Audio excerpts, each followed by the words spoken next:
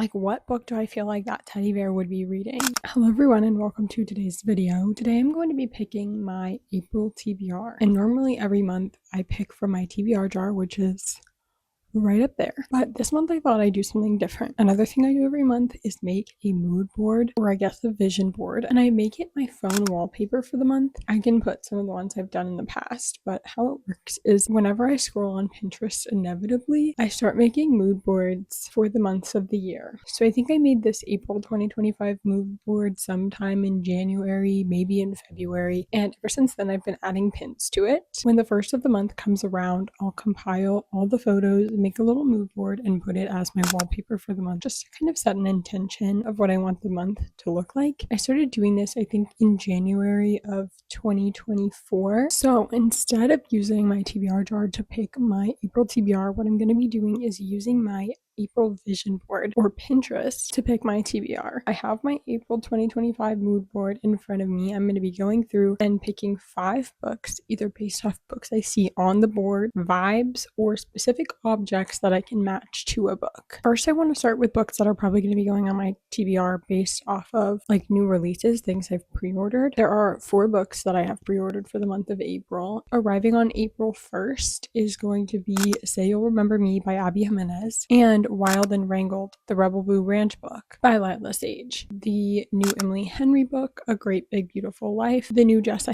Hastings book, which is Conditions of the Will, and then I have the newest Barbarian series book, which is Barbarian's Hope by Ruby Dixon. Those are all the new releases I'm looking out for in the month of April, and I'll probably try and get to most of those. I'm going to try not to put those on my TBR specifically in this video, but those are some of my favorite authors, so you know I'm going to be reading those this month. So this is my April 2025 vision board. I'll kind of scroll through and let you see what I have throughout. We have a like pink and green theme mostly, a little bit of nature, a little bit of cozy vibes, like a lot of drinks, a lot of books actually. Yeah, mainly a pink and green vibe. I don't even know how to explain this, but I just want April to kind of be like a reset month about me.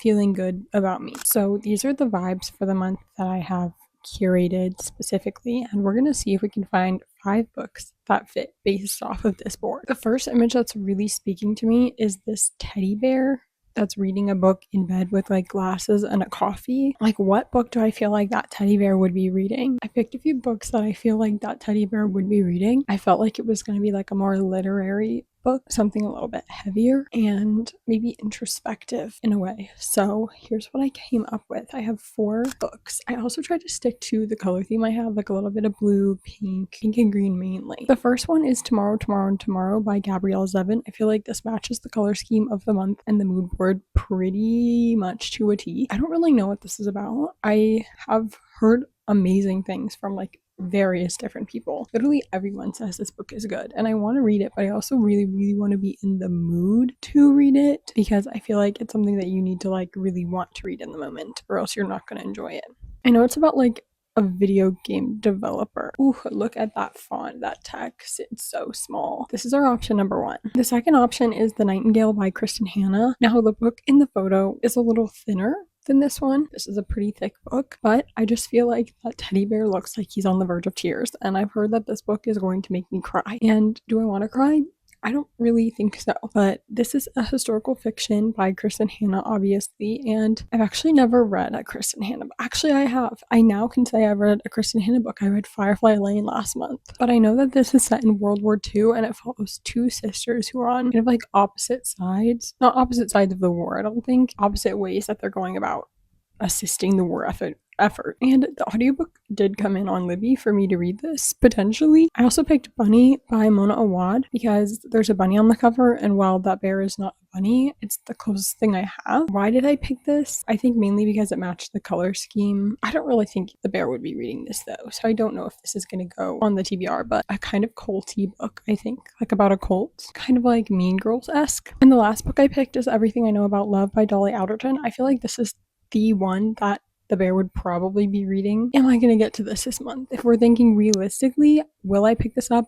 Probably not, but I guess it doesn't matter because it's just a TBR. Okay, I feel like I can immediately rule out Bunny just because I feel like it doesn't fit the vibe of the photo the best. I also feel like I can throw out Tomorrow, Tomorrow, and Tomorrow. I just don't think I'm in the mood to read this, and I want to give it a fair chance when I do. I think the two options I have left are Everything I Know About Love and The Nightingale by Chris and Hannah. I really do think that the bear would be reading Everything I Know About Love by Dolly Alderton, so I feel like I have to put this on the TBR.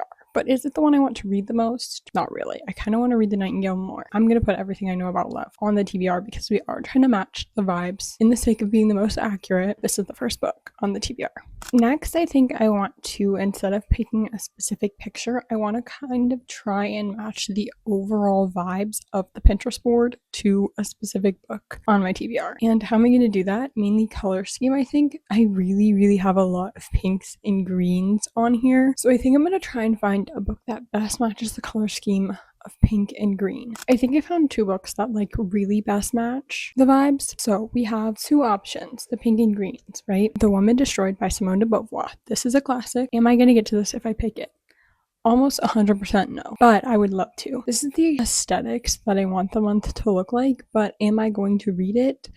Probably not. So like, what's the point of the TBR, you know? But then I also have The God of the Woods by Liz Moore, which is also very much this month's vibe. The pink little drip on the cover, the green like foresty details. It looks a little like rainy, spooky watercolors almost. Like this really does also fit the vibe. So I think I have to put this because I want to try and stick to my TBR, and if I put The Woman Destroyed on there, I know I won't pick it. So I think I have to go with The God of the Woods by Liz Moore. Okay, now I think we're gonna go back to picking a specific picture that really speaks to me. Okay, this one's kind of an outlier, not gonna lie, but this picture right here, it's of like a sailboat and a moon and an ocean and like some really pretty houses in the back, and I already know a book that kind of reminds me of this vibe, and I think that's what I might try and put on the TBR. That is The Wedding People by Alison Apatch. I don't really know how you say her last name, but I feel like this book matches that vibe specifically. Like, I feel like the people on those boats are drinking a bottle of wine right now. I'll read you the little summary because I don't know what it's about actually. It's a beautiful day in Newport, Rhode Island when Phoebe Stone arrives at the Grand Cornwall Inn wearing a green dress and gold high heels, not a bag in sight, alone.